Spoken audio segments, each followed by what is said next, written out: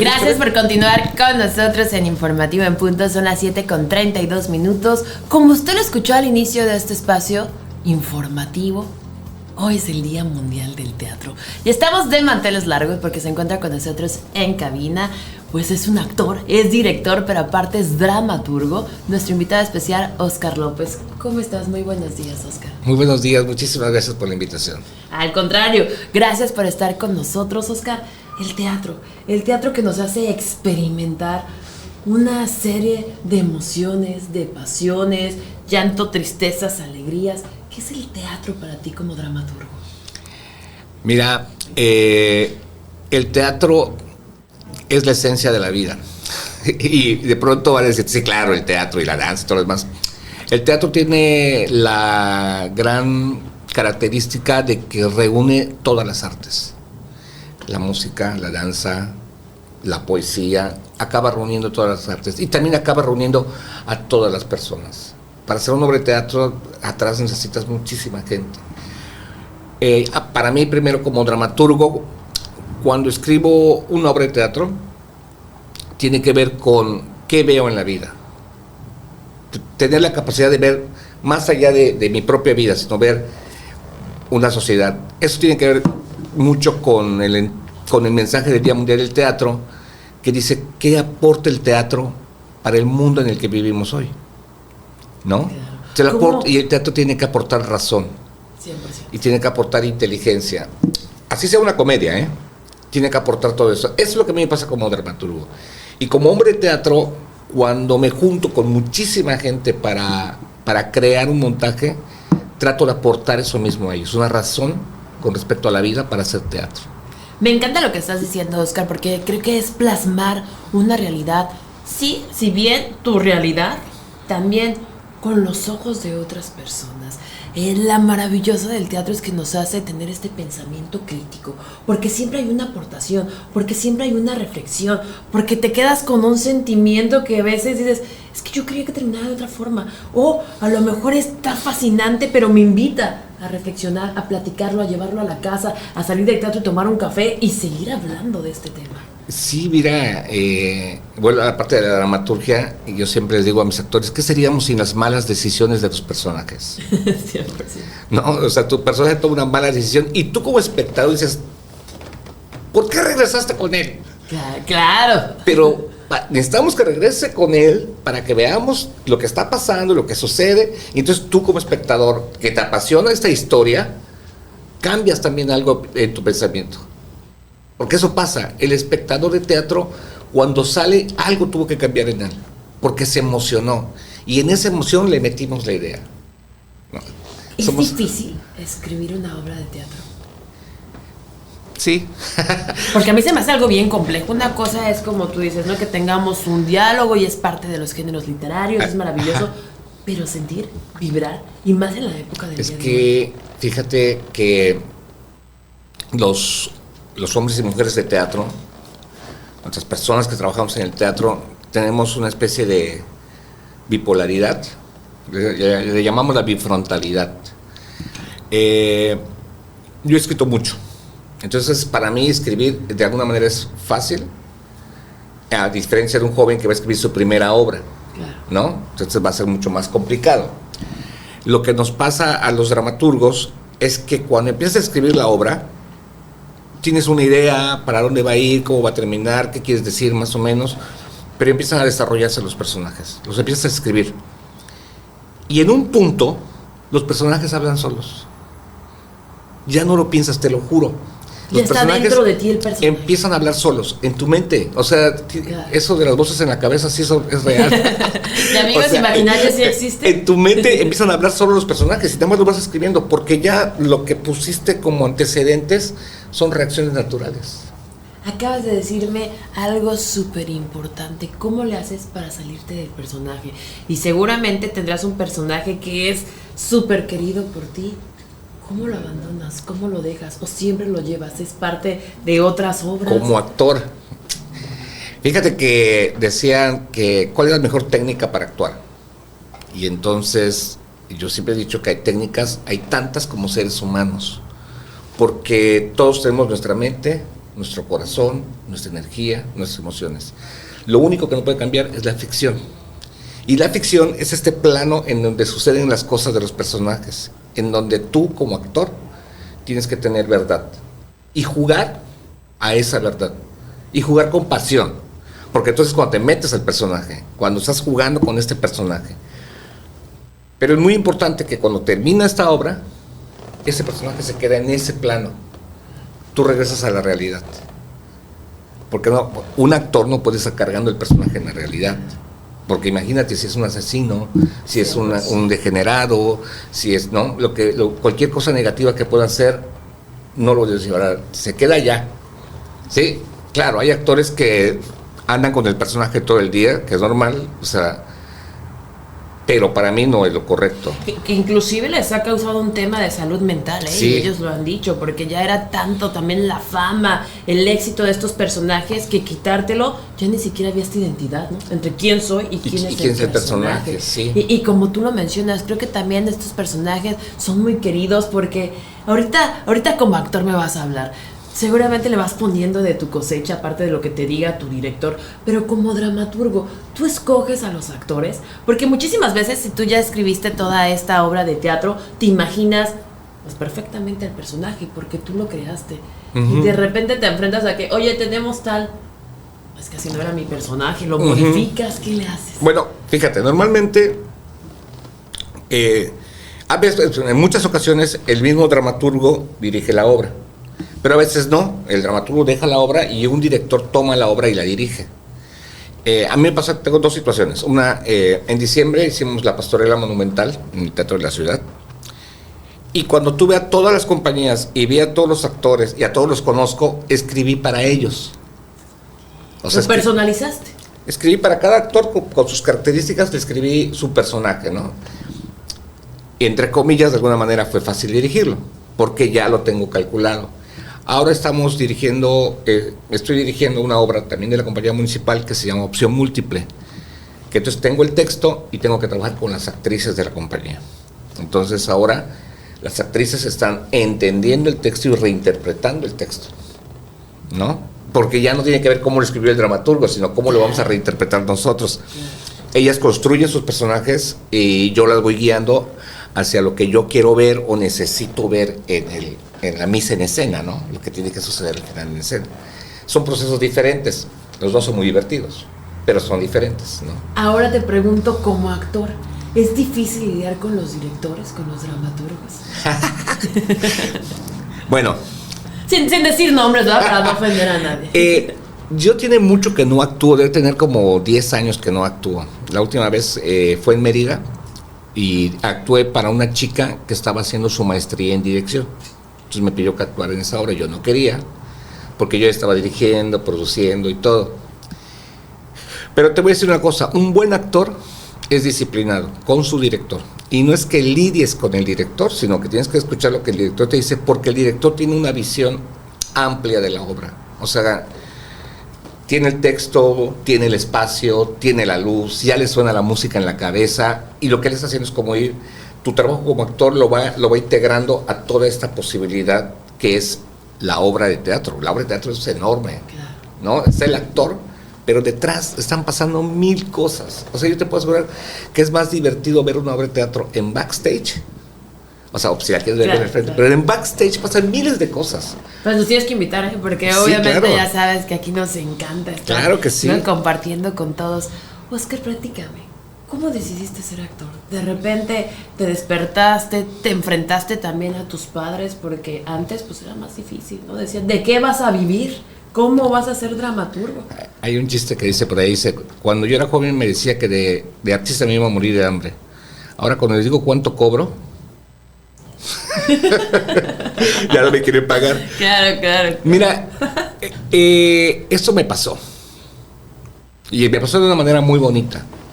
Yo empecé a hacer teatro, digamos, de una manera formal a los 16 años. Ya antes había tenido mis cositas en la escuela y todo, y me gustaba, me atraía.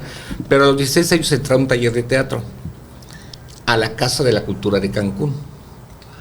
Sí, mi primera maestra de teatro fue Mónica Jiménez.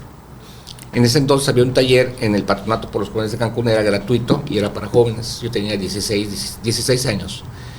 Ahí conocí a mi gran compañero amigo, porque luego dice compañero, ¿no? Mi gran compañero, sí, claro, mi gran amigo, Irán Sánchez. Muy jovencitos empezamos allá. Y luego de allí, Mónica trabajaba con Leonardo Costa y Magdalena Hidalgo, que hacían teatro un poquito más profesional. O sea, este era muy escolar, el otro era como más formal, y nos integramos allí. Luego me tocó un viaje a Cuba con el grupo La Bambalina, y de allá como que todo me empezó a pasar de otra manera. Yo todavía estudiaba la escuela, iba a la escuela y todo, pero me empezó a pasar de otra manera. Cuando terminé la escuela, la terminé muy tarde, porque además me corrieron de la escuela por dejar ya clases, pues ya tomar clases de teatro. Y luego la volví a terminar. Entonces, cuando la terminé, me senté, y yo no tenía posibilidad de irme a estudiar a la Ciudad de México, la posibilidad financiera. Claro. Y mis papás, pues no me iban a pagar un viaje para ir a estudiar teatro, ¿no? Sí, menos entonces, teatro, ¿no? Si de por sí ya estudiar es costoso. Sí, entonces, y solamente era Ciudad de México o Jalapa. No existía la Escuela de Artes de Yucatán. Entonces le digo a Irán, mira, gordito, yo quiero hacer teatro. ¿Y tú? Me dice, yo también. Pues vamos a dejar todo y dedicarnos 100% al teatro. Teníamos 22 años. Bueno, yo 22, él 23, y me dijo, ¿cómo va? Y lo primero que necesitábamos era algo para vivir. Claro. Algo para sobrevivir. A los 22 años, o sea, pienso y te arriesgas, ¿no? ¿Pero te has arrepentido de esa decisión? No, para nada. Para nada. O sea, en ese momento teníamos allí en el teatro, en el 8 de octubre de aquel entonces, una maleta con telas, y encontramos unos cuentos de Blaise Derars, y con esas telas, nuestra primera inversión fueron, bueno, ahorita pienso que son 500 pesos, pero no sé cuánto nos gastamos, fue comprar una bola de espuma así y pegamento de contacto para hacernos un títere.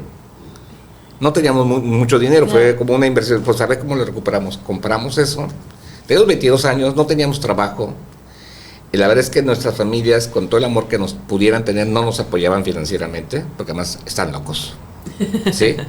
Y entonces compramos estilo espuma, hicimos nuestro muñeco, que es un muñeco que se llama Hambre, que creo que todavía existe. ¿Todavía lo tienes por ahí? Creo que Irán ya no está con nosotros, ya falleció, pero él lo guardaba y decía, ya tiene ese muñeco, ¿no? No, es que está bonito. El muñeco más viejo, tiene 30 años, podrido. Pero estoy seguro que está en una de sus maletas en casa de su familia, ya lo voy a buscar. La cosa es que con ese muñeco y esas telas empezamos a hacer una obrita que se llamaba Los Cuentacuentos. Entonces salíamos en las mañanas a vender y a la semana siguiente dábamos función. Y entonces generamos este tipo de trabajo que a nosotros nos aportaba financieramente una estabilidad. ¿Y cómo se pasaba? ¿Bien en ese entonces? Fíjate que sí. Fíjate que iban muchos niños muchas escuelas y llevaban a sus niños al Teatro 8 de Octubre, pagaban su entrada y nosotros vivíamos de esas entradas. Y le aportábamos al 8 de Octubre de aquel entonces, que no era tan institucional, era un poco entre independiente, institucional y todo.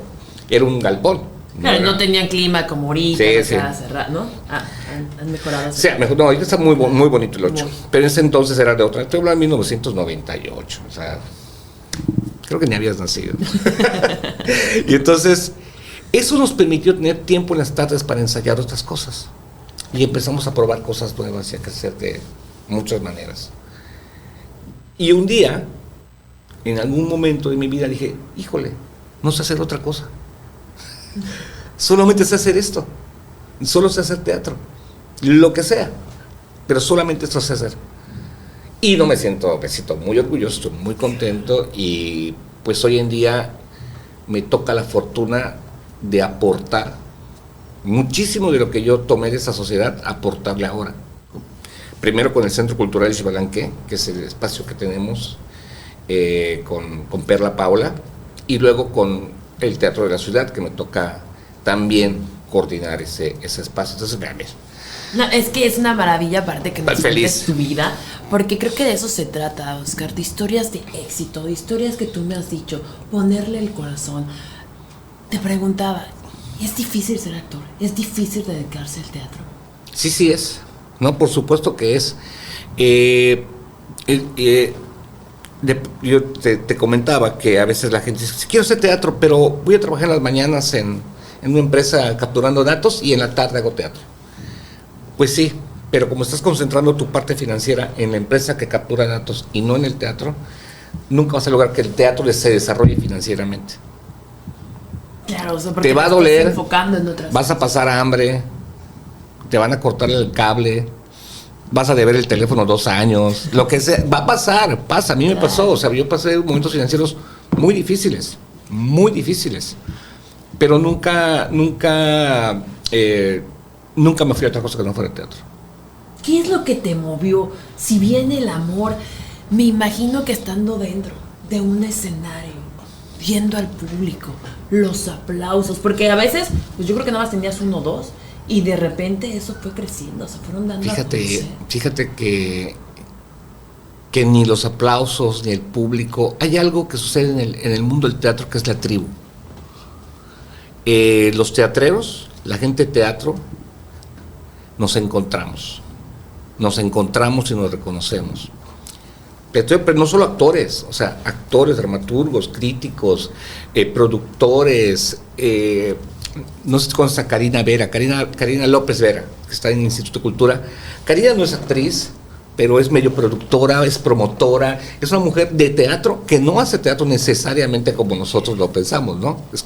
Pero es parte de la tribu. Saúl es parte de la tribu. Muchísimos compañeros en Cancún nos encontramos, ni siquiera trabajamos juntos, pero tenemos como cosas que suceden, como una especie de rayos así que pasan entre nosotros.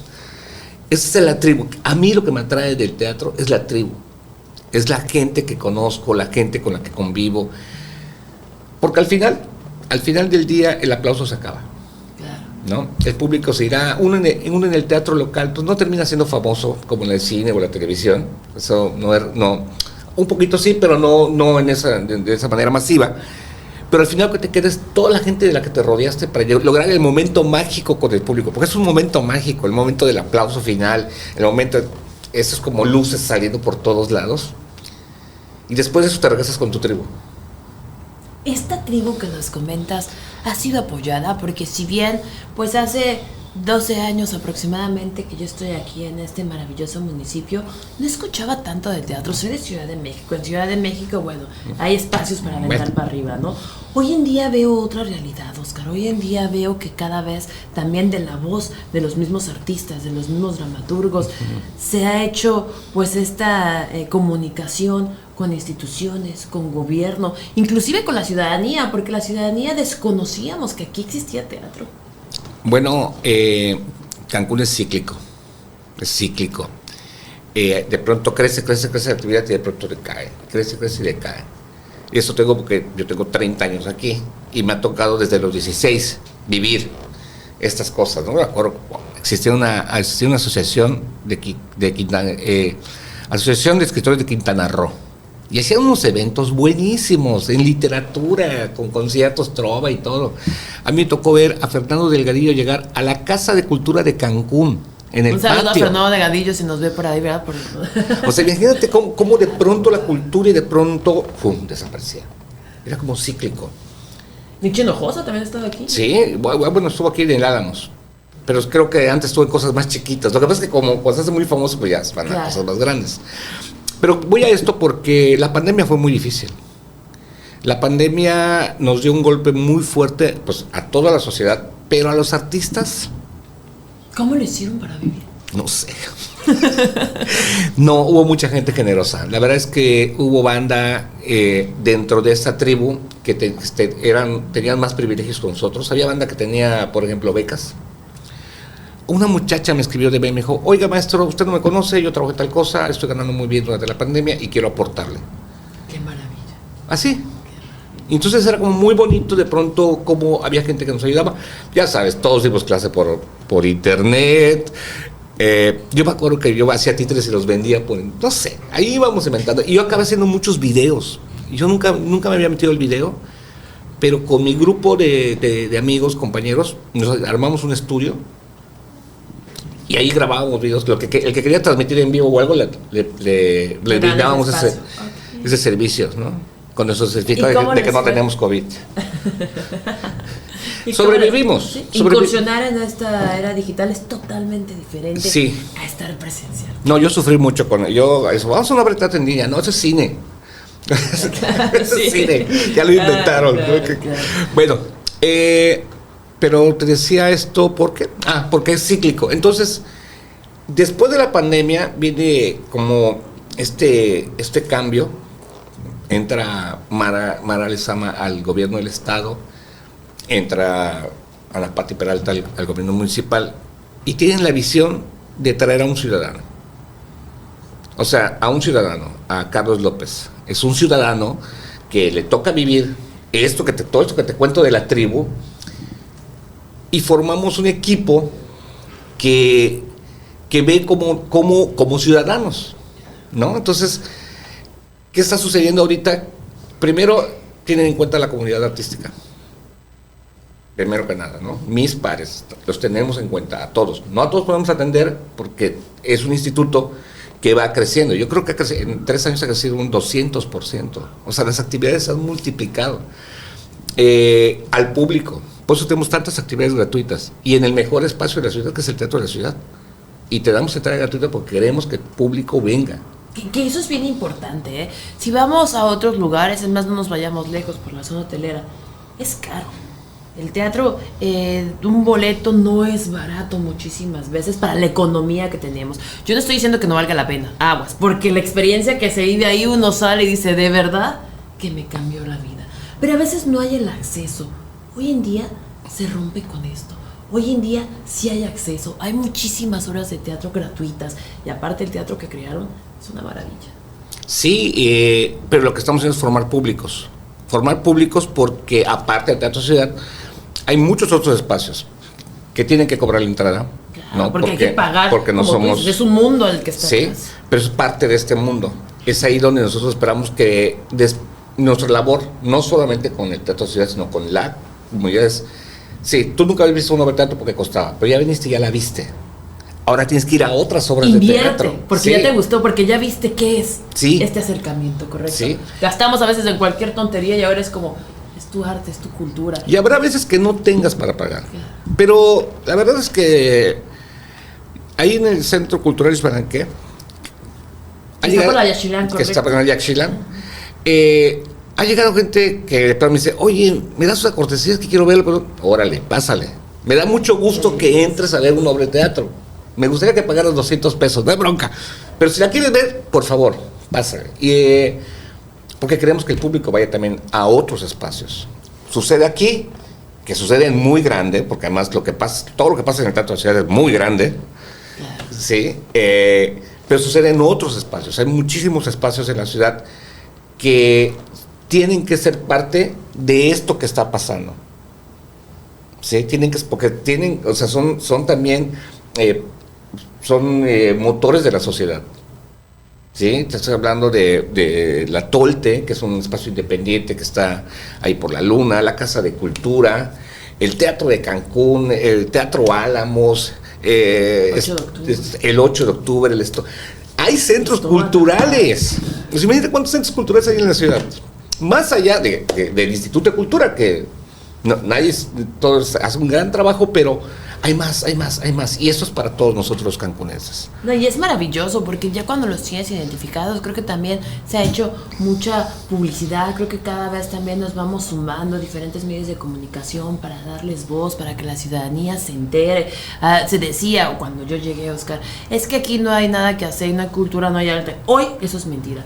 Hoy usted está buscando sábado, domingo para ir a donde nos vamos. Hay música y baile, y totalmente gratuito. Hay y para todos los gustos. 100%. En el Instituto de Cultura, ¿qué podemos encontrar?